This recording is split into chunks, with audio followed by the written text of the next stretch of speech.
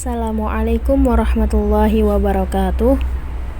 Video saya kali ini ditunjukkan untuk memenuhi tugas mata kuliah Ilmu Islam dan Sosial Humaniora, materi ke-10 dengan tema Islam dan Negara. Di sini saya akan mempresentasikan review sebuah artikel yang berjudul Diskurs Kontestasi Ideologi Reposisi Islam dan Negara di Indonesia, karya Babak Zuli Qodir. Tulisan ini mendiskusikan pertarungan ideologi yang berkembang di Indonesia berkaitan antara agama dan negara untuk sebuah masyarakat yang majemuk. Dalam karangan ini, pendekatan yang dipakai adalah ideologi politik kontemporer, di mana secara khusus membahas soal ideologi kontemporer yang berkembang di dunia dan di Indonesia. Tulisan ini secara khusus memberikan penjelasan bahwa di Indonesia perlu melakukan reposisi ideologi sebab selama ini masih kuat terjadi diskursus tentang kehendak perubahan dasar negara Pancasila dengan dasar yang lain, yakni ajaran Islam. Tulisan ini menegaskan pula di Indonesia tidak perlu lagi menjadikan Islam sebagai dasar negara sebab Indonesia sebenarnya sudah menjadi Islamic Society sekalipun bukan Islamic State, tinggal melaksanakan nilai yang terkandung di dalam Pancasila. Perspektif dan kajian ini adalah kajian sosiologi agama dalam konteks politik Indonesia dengan mendasarkan kajian pustaka. Mengapa agama itu penting? Selama ini dalam khazanah politik Islam konvensional senantiasa menempatkan antara agama dan negara selalu berbeda-beda secara judiris. Padahal dalam kenyataannya agama selalu hadir dalam ruang publik politik sehingga memerlukan sebuah konstruksi baru tentang agama dan secara memadahi. Pemisahan secara tegas antara agama dengan negara hampir tidak dikenal dimanapun di seantero dunia.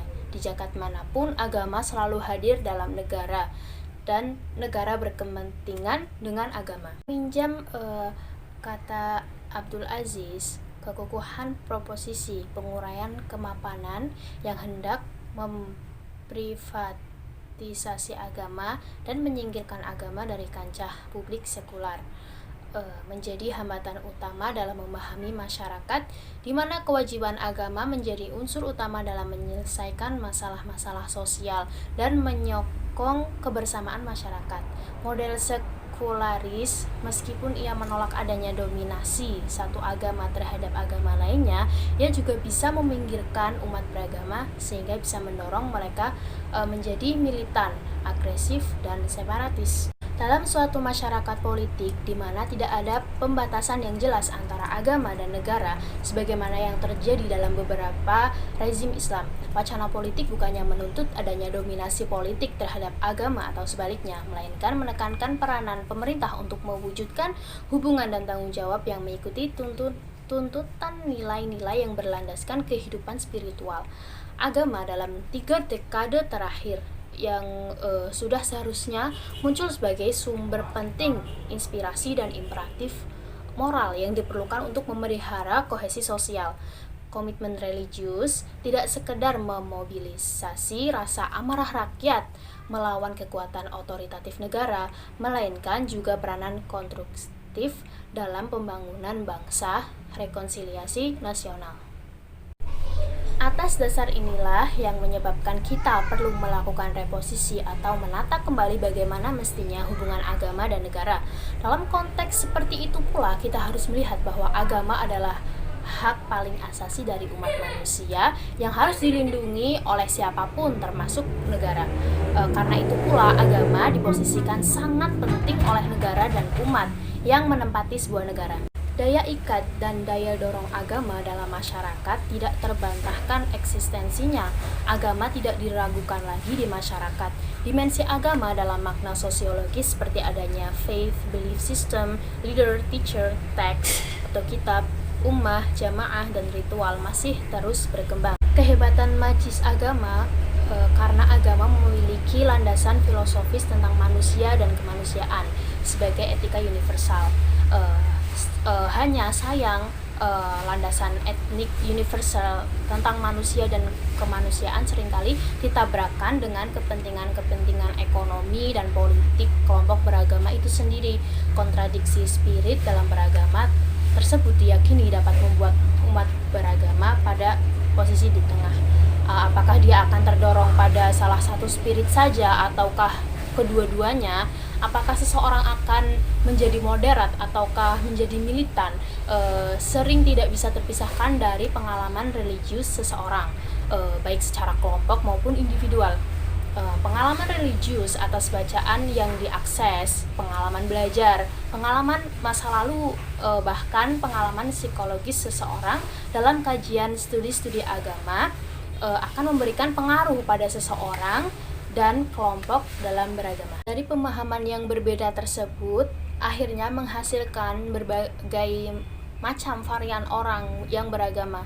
Sayangnya, perbedaan pemahaman teks suci agama seringkali menghasilkan perilaku-perilaku yang kurang bersahabat dalam beragama. Satu pihak hendak memaksakan pendapat atas pihak lain yang dianggap salah atau menyimpang, padahal pada semestinya yang dibangun adalah bagaimana di antara keduanya saling bersinergi dan berdialektika, sehingga tidak perlu saling memaksakan. Dan sayangnya, agama akhirnya baik disadari maupun tidak disadari oleh para penganutnya dapat dimanfaatkan untuk kepentingan pribadi, kelompok, komunitas maupun negara dalam hal penumpukan kapital, politik kepentingan, kekuasaan, dan pembuatan kebijakan. Problem paling serius dalam agama adalah tatkala agama benar-benar menjadi representasi rezim politik tertentu. Kewajiban negara atas warga. Pasal 29 UUD 45 tentang hak beragama di Indonesia yang dijamin oleh undang-undang sebagai hak semua warga negara yang sah, setara, merupakan landasan juridis formal untuk keyakinan umat beriman di Indonesia selama pasal ini masih diakui resmi di Indonesia. Maka siapapun warga negara yang beriman kepada Tuhan dengan berbagai bentuk dan aksesorinya tidak boleh diperlakukan secara semena-mena dalam kaitan dengan hak warga negara untuk beriman kepada Tuhan. Negara harus melindungi hak-hak dasar warganya dalam kondisi apapun dari ancaman orang lain. Negara tidak boleh mengabaikan hak-hak seorang warga negara untuk dipaksa pindah keyakinan. Negara akan mendapatkan hukuman secara intuisi publik internasional tatkala tidak bisa memberikan rasa aman warganya atas tindakan kekerasan, terorisme, ancaman, dan perlakuan semena-mena warga negara yang lain. Negara harus melakukan perlawanan atas tindakan-tindakan kekerasan, terorisme, walaupun mengatasnamakan Tuhan sekalipun, dan ancaman-ancaman yang berdasarkan kredo suci agama-agama. Sebagai negara berpenduduk mayoritas Islam, Indonesia bukanlah negara agama Islam. Sekalipun para tokoh Muslim saat perumusan dasar negara menjadi perdebatan sengit, tetapi tidak pula menjadi negara sekular. Ini merupakan pernyataan yang paling sering dikemukakan bahwa Indonesia bukan negara agama, tetapi juga bukan negara sekular. Indonesia adalah negara berdasarkan Pancasila yang telah dirumuskan dengan sungguh-sungguh dan susah payah oleh para pendiri bangsa ini. Kebebasan berkeyakinan dan beragama. Di negeri ini dan di negeri manapun sebenarnya orang beragama dilindungi oleh kitab suci agama-agamanya seseorang atas nama agama. Demikian kata yang jelas di dalam Al-Quran sebagai kitab penerus para nabi.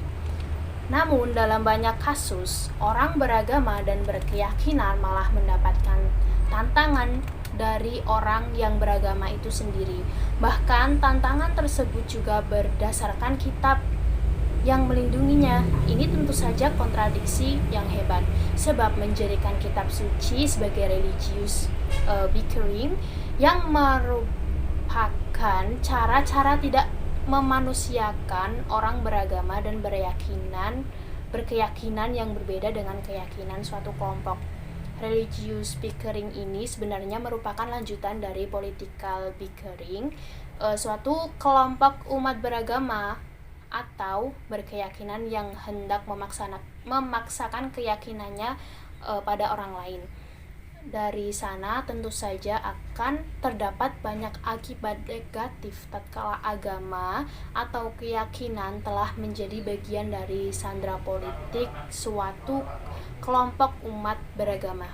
Menurut Azi Yumardi Azra pernah menyampaikan bahwa nation state dalam konstruksinya sebenarnya menuntut adanya liberalisasi politik yang bermakna memberikan kebebasan kepada masyarakat untuk menentukan dan memilih keyakinannya.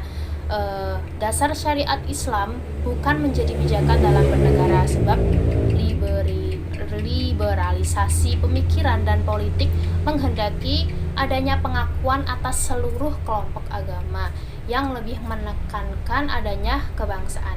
Dengan menilik gagasan nation state seperti itu, kita juga harus melanjutkan bahwa pertanggungjawaban seseorang atas keyakinan adalah perseorangan, tidak per-kelompok atau per gerbong sesuai dengan amal solehnya.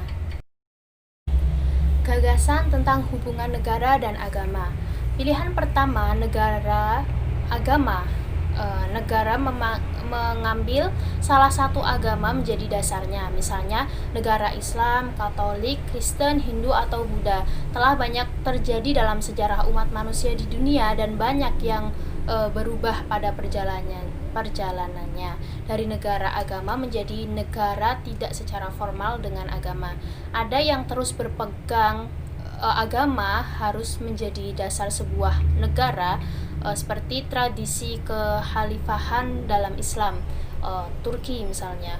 Turki adalah contoh yang beliau anggap yang paling memadai untuk contoh tentang negara agama yang kemudian berubah menjadi negara sekular, tetapi masyarakatnya tetap menjadi masyarakat yang religius. Yang kedua adalah negara sekuler, pemisahan dengan tegas antara wilayah agama dan negara, tetapi mereka bertanggung jawab atas warga negara untuk menjamin kebebasan beragama dan berkeyakinan warga negaranya. Memilah masalah agama dan negara sebagai wilayah yang berbeda-beda. Negara tidak mengurus masalah-masalah yang terkait dengan keimanan seseorang atau masyarakat. Negara lebih fokus pada masalah-masalah kesejahteraan, masalah pendidikan, masalah kesehatan masyarakat, dan hak-hak sipil lainnya.